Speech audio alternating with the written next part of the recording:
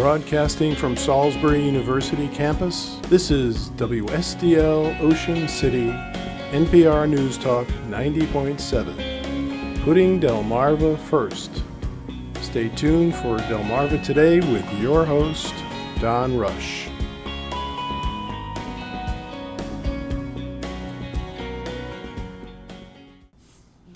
The incumbent mayor of Salisbury, Jake Day, has a challenger this election. His name is Wayne King. Welcome to Delmarva Today. This is Don Rush.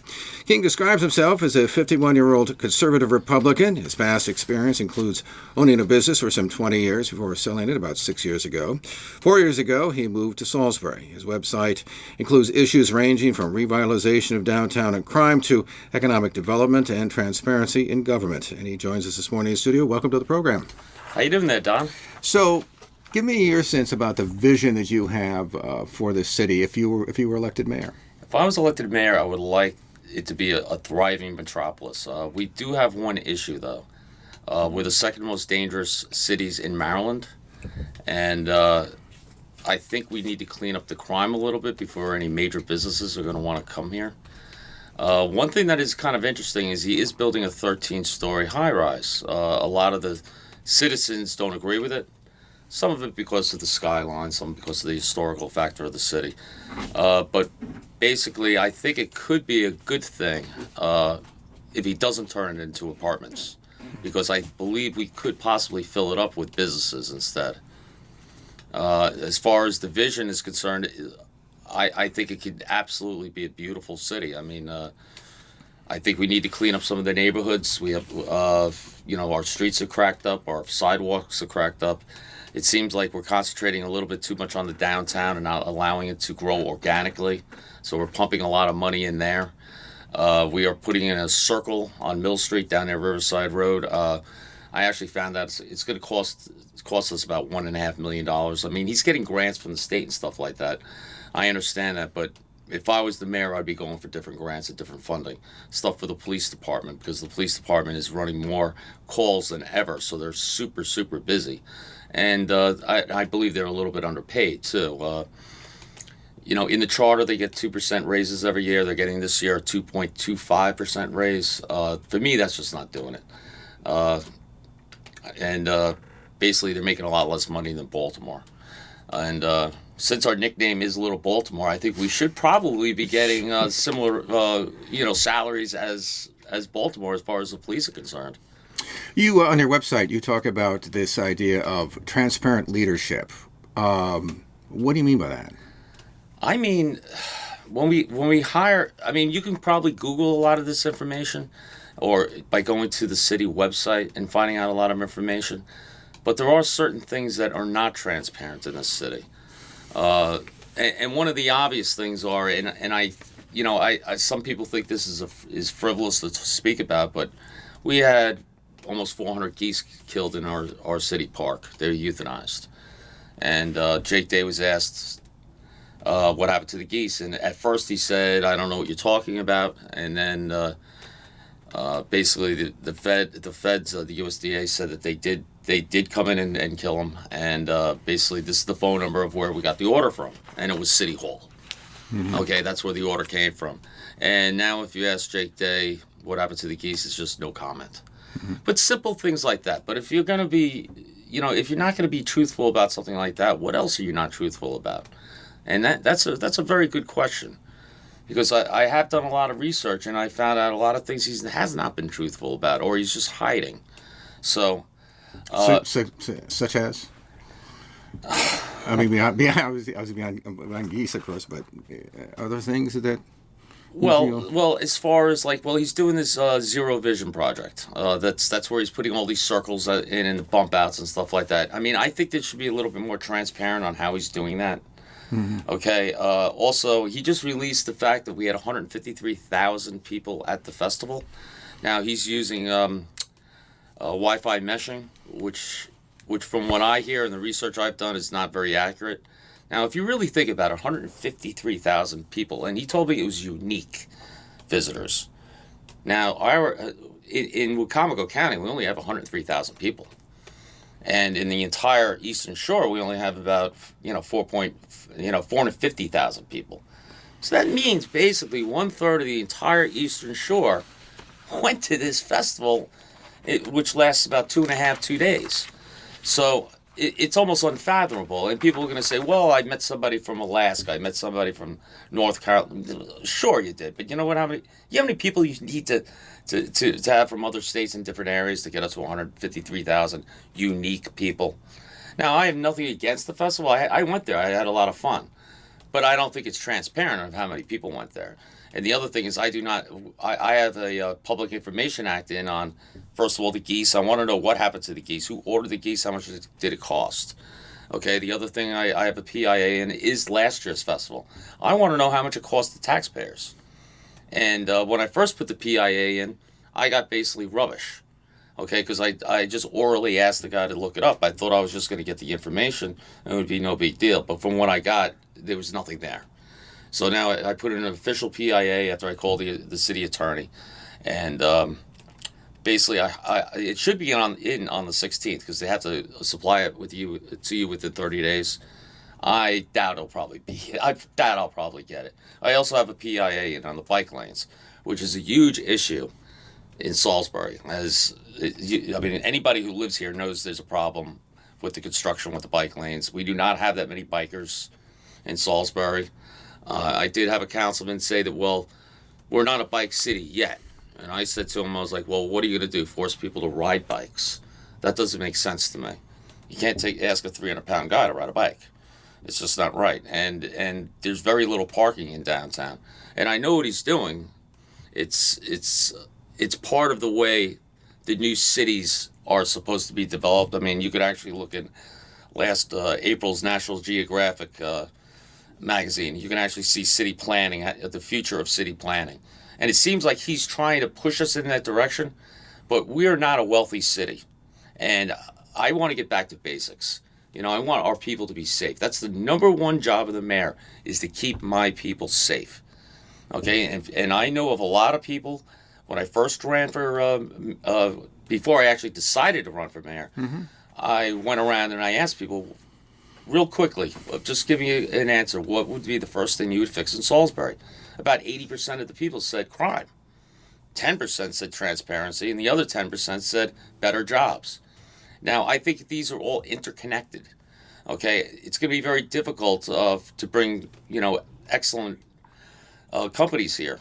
And because right now we're at a 12% livability rate for the entire country, which means that 87% of the people of the cities and towns of the city have a higher livability score than Salisbury. So it is an issue with the crime and the homelessness. I'll talk further about the crime with you because I think you have that on my agenda. Let me ask you before we leave the downtown. Do you think that it was, in terms of the folk festival? Let's start with that. Do you think that was a good idea to have the folk festival? I mean, I know the governor came down the first year. I remember Don, it all depends on how much it cost us, and how much business did it really, or how much revenue did it bring to the business owners in the downtown? Now, that's obviously going to be a guesstimate, but realistically, it's the cost. I want to know how much it cost. And if it costs us millions of dollars, probably not. Now, I know a lot of people are donating for the festival and that kind of thing. He's even walking around with barrels asking people for donations during the festival. Right. And I know some of my friends, what they just said is, I already paid for it. And the person will be like, what do you mean? You already chipped in? And he goes, no, I paid for it with my taxes. So why should I give you more money? It's supposed to be free. But you still have someone walking around and asking for money, which to me, I just think that's insulting, to tell you the truth. I mean, obviously he needs the money. He's asked the county for money. He signed a 3-year contract with this thing. Right. And the thing is, when we did research on it on the folk festivals, we found out small cities like us ended up getting burned and owed millions of dollars, going forward after the festival left. So after doing that research, that's why I put the PIA in. I want to know how much this festival cost the city, the taxpayers. What about his plans for redeveloping the downtown area? I mean, they're fairly ambitious. Is there something you like about any of it, or do you think there's an overreach? I mean, how would you approach that redevelopment? I think you talk about the concept of being organic in nature. Right. Well, the last few mayors have all been trying to revitalize the city, and it seems like it hasn't worked. I do like the idea. Main Street looks great, but I mean, it is costing us a lot of money. I don't see the businesses rushing here. He also gives free rent to companies that for a year, and if the company, if the business doesn't work out, they leave. So that's also taxpayer money also that's being wasted. When I say organically, I say people would want to come here. We're not going to sit there and say, we got to give you this, give you that to come in here. Of course, I'd probably give tax breaks for a new company, but I don't think people are going to want to come here when we have so much crime and homelessness. Well, let me ask you about, because I want to get to the crime thing. So, because one of the things that he talks about is this idea that you have to build infrastructure in order for businesses to come. And he obviously also, by the way, talks about this idea that there are more businesses there are more corporate headquarters in downtown and so on. But his emphasis is on the idea you have to build infrastructure in order to attract the businesses to come. Is that a... I think he's right, and that's why if you read on my website, I actually would continue doing the infrastructure to make us ready. Because my plan is when I become mayor, I will clean up the crime. I will, attack the issue of homelessness. We need a place. We need places for these homeless people to go. I know Bob Culver. He told me all the rehab places are filled. A lot of the places, and put it this way, not all of them are addicts and Right. And so we need a place to put for these people to go. I actually sat down with about 20 business owners on Route 13 in that area near the hospital, and they're very upset. They've been losing thousands of dollars because of the homeless people being around their businesses. Panhandlers are scaring customers away. You have some used auto dealers that they're showing up at work and they're sleeping in their cars, defecating on their back decks. So what would you do about that? I think we need a place to for them to live, to tell you the truth. And when they do get out of wherever they are, just say they are a drug addict and they go to rehab for 6 months or something like that.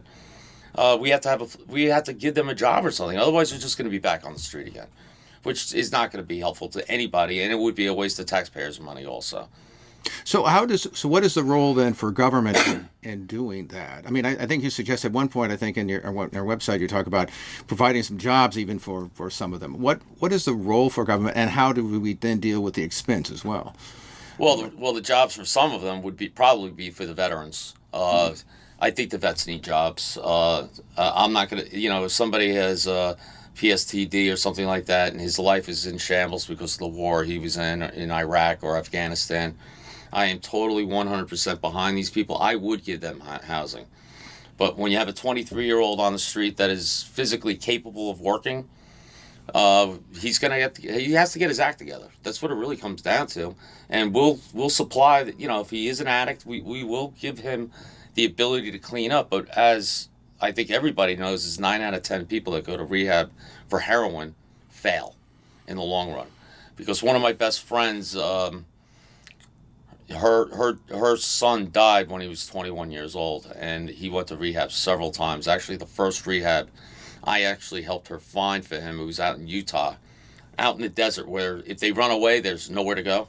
Right. And within 3 months after being there, a year, his senior year in high school, he started using again. And then finally he went to rehab 2 more times. The third time he went to rehab, his blood was clean, and then he decided to relapse. And that is a decision of his, to relapse because his blood is clean. He took the same amount of heroin than he normally took, and he died because his blood was clean. Do you think we need to do more in terms of rehabilitation and addiction? I note that this is, I guess, this is the month that you go purple, I think, in terms of... Purple's tonight, down at the amphitheater. That's right. Do you think that we need to do more, and where would you find the resources to do it, particularly for the city? This is such a national question. I mean, I would be asking for federal funding. Mm-hmm. That's where state at the very least. I mean, but this is going on everywhere. It's not just going on here. So, and it seems like no one has an answer to this. I mean, you could ask, a little guy like me that's looking to go for mayor of Salisbury, but you can go to probably mayors of large cities or senators or, congressmen or even go to our president, and they don't have an answer to this. So I don't know how these drugs are getting into our country. A lot of it's fentanyl.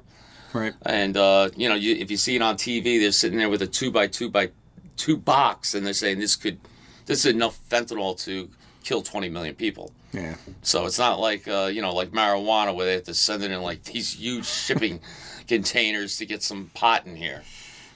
Let me ask you this. So I want to turn to crime. And aside from the great debate over statistics, what kind of approach would you take to dealing with crime that's, say, different than it is now?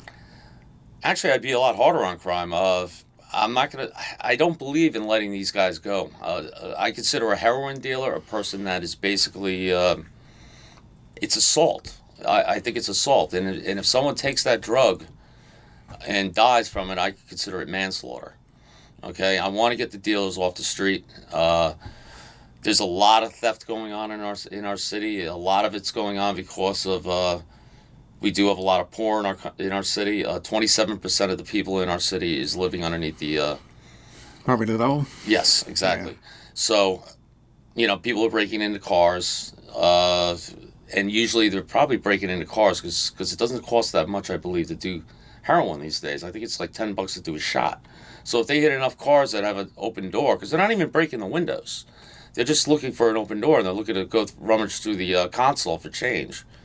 So I would be very, very hard on crime. I think we need more police. I think we should be. I think the cops should be running up and down the neighborhoods more often to scare some of these people away. Because I speak to my neighbors all the time. They're afraid. They're afraid to go out at night. I don't think I've been at Royal Farms down on the end of Main Street and 13 for like the last 8 times. I've been approached by a panhandler of some type, asking me for cigarettes or money or what have you. And it's irritating, to tell you the truth.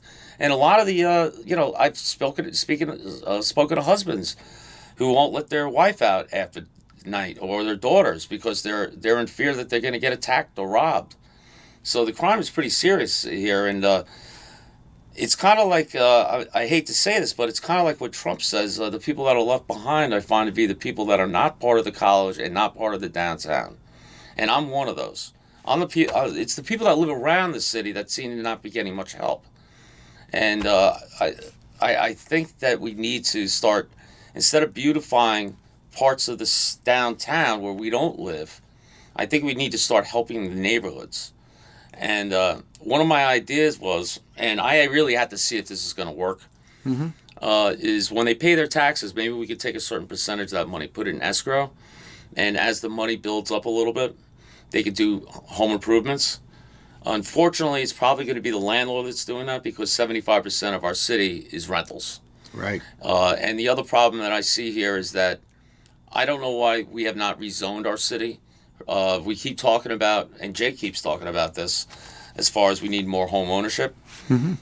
Why do we keep building these monster apartment complexes then, if we need more home ownership? Why don't we rezone those areas so we could build small homes that cost $100,000, maybe $140,000?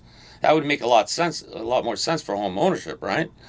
But the other issue is you can't buy a house if you're only making $12 an hour. It's not possible, and that's why we need better jobs here. And once the better jobs come in here and the economy starts getting better, the town's going to clean itself up organically, believe it or not, because the real estate's going to go up. The riffraff will probably move out, and we will have a better city with better people. Not saying that people aren't good now, but they are hardworking people, the people that are here, but they're only making $12, $13, $14 an hour because we're all retail. And all I see is when one retail place goes out of business, another one comes up, takes its place. And what I call that is just basically moving dollars around. And it's kind of like okay, we got the food trucks that we have downtown that we're putting in. Okay, now those food trucks, they're basically going to be sharing that money with our local restaurants and the deli that's down there. So I just see us moving dollars around, and truthfully, I don't think the food trucks are going to do very well, so they're probably not going to be down there that often. I mean, considering that I'm from Long Island, I'm used to more thriving towns or more thriving cities. Well, New York City, of course, but I was not a New York City guy. I used to visit it maybe once or twice a year, and that was to go to Madison Square Garden to see a concert or a hockey game or something like that. Right. But I mean, from Huntington, where I live, they still call it Little Manhattan, because when you go down there, you could spend all day in Huntington Village and find something to do. What do you say? I mean, when I talked to Jake, when he announced, one of the things he talked about in terms of economics, obviously he talked about there was a number of jobs and so on that was added, and talking about this as being the fastest growing city in Maryland. And when he looks obviously at Salisbury, he sees a much different Salisbury, one in which is economically growing. Well, everything's flowers to this guy. Mm-hmm. Okay, I have the statistics that from 2000 to 2010, we were bringing in over 800 people a year.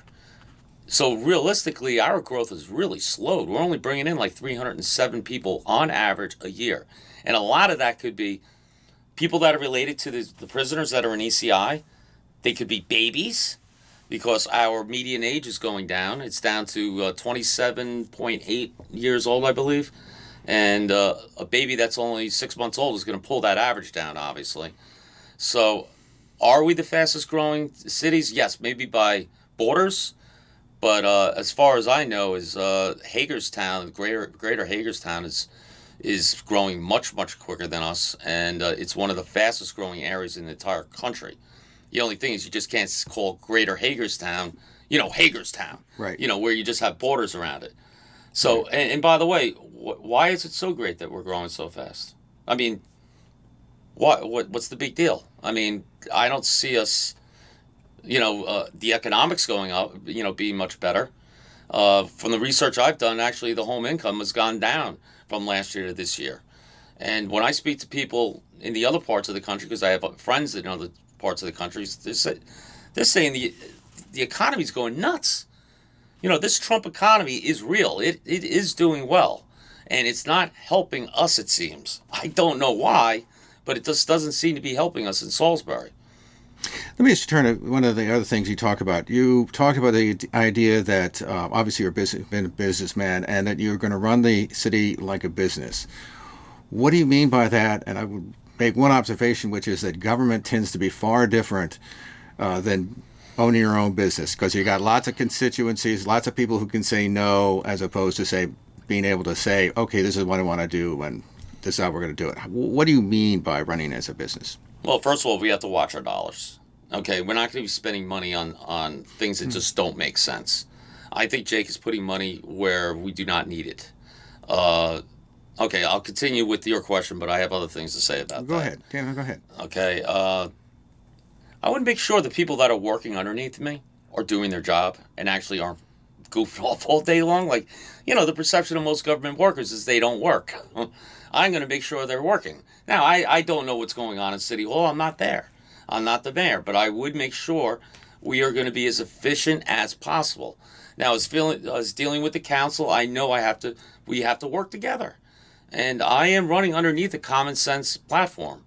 I think that we could work together and just work off common sense. Why put money here when we really need it over here? So it's really about prioritizing certain things in our city. I mean, do we need to paint this wall, put a mural up, which looks great and it's a beautiful thing, but I think most of my constituents would probably want their sidewalks fixed or the potholes taken out of their streets. Just little things like that. And, it's down near, think about Fitzwater Street down there. It floods every single time we have a rain and it's high tide. It's absurd. I was speaking to somebody yesterday who was actually a police officer, and he told me they used to dredge the river there every single year. His wife was telling him that. And she said, it wasn't that bad when it flooded. Now they have to put cones in the street and everything else because they have not been dredging it. And maybe the sewers are clogged. Has anybody even checked to see if the sewers are clogged? There's got to be a fix down there. How can you sit there and make something beautiful over here and then watch something flood over there? And in that Newtown area, the neighborhoods are beat up. And what's going on with our rentals is rentals tend to be very hard on the homes. Okay, we have beautiful homes in Salisbury. I bought one of them. It was built in 1952. I mean, with the workmanship that are put into those homes, it's incredible. It's not like the homes that we make today. I mean, these things are going to be around for another 100 years, no problem, if they don't get destroyed. So, we need to start identifying this rental issue, but the only way to identify it is crime, homelessness, getting our economy better. And then everything should start working together like Legos. Okay, but if you take any of those things out, it's going to be very difficult for the economy to get better. We need big companies here. We need another Dresser Wayne here. We need another Campbell Soup. Right now all we have is Purdue. So what moved you to decide that you wanted to run for political office? I'm assuming this is not something you contemplated in your earlier life. What motivates you? I moved down here to semi-retire. I was still going to work. Well, yeah. And play golf a lot. Okay, but one day I was on the neighborhood next door website and I was arguing with this guy called Jake Day. I did not know he was the mayor. And I'm arguing with this guy and I'm sitting there going and I'm Googling stuff and I'm like, whoever this guy is, he's just lying or he's fibbing the whole time. And then someone called him mayor and I was like, really? I am arguing with the mayor of Salisbury. And I started noticing the guy wasn't being truthful to a lot of the people. And these are his fans that go to this website. These are probably more liberal-leaning people. And when I started seeing how much the crime is bad here. We're the second most dangerous cities in Maryland. And there's no reason for that. There really is no reason for that. Why aren't we doing better in that area? I mean, we still have a very high crime rate. And when I saw that, I was like, why aren't we cleaning this up? And I was like, you know what? I'm going to put my hat in the ring because why not? I've taken money out of our economy in the past. Let's put a little bit more time into this city as a public service. I decided to stay here and buy a home here. I was here for two years staying in an apartment, and I really liked the people. And the demographics are very similar from where I came from, which is a mixed community, which I really like. I didn't want to go to just, straight white bread community type of situation. I do like the idea of the mixed neighborhoods and the mixed city. So, I think I could do a lot better job than Jake Day as far as running a business. It's like an architect against a businessman. That's almost like what it was. I mean, he's got a city planning degree. I understand that, but it looks like he's looking way down the road as far as city planning, like a futuristic city. And I just don't think it works there. I think we have to stick to the basics and don't get rid of our parking lots. We need those parking lots. I had a rally at the amphitheater. Yeah. Okay. And I purposely rented the amphitheater because I think it was a waste of money. Because we got a $500,000 grant, but anyway, I only had like 130 people at this rally because I'm just running, first time running, and they were having trouble finding parking. I had people walking up to me. I was like, I don't know where to park, and I'm like, we only have 100 people here, and you can't find parking. Right. Now, what if we filled that thing up with 1,000 people? Well, that's politics. You gotta. When you get your people together, you got to figure out where everybody's going. We've been talking with Wayne King. He is running for mayor of Salisbury against the incumbent mayor, Jake Day. We appreciate, by the way, you stopping by and chatting with us this morning. Oh, you're welcome. This has been Delmarva Today. I'm Don Rush. Thanks for listening.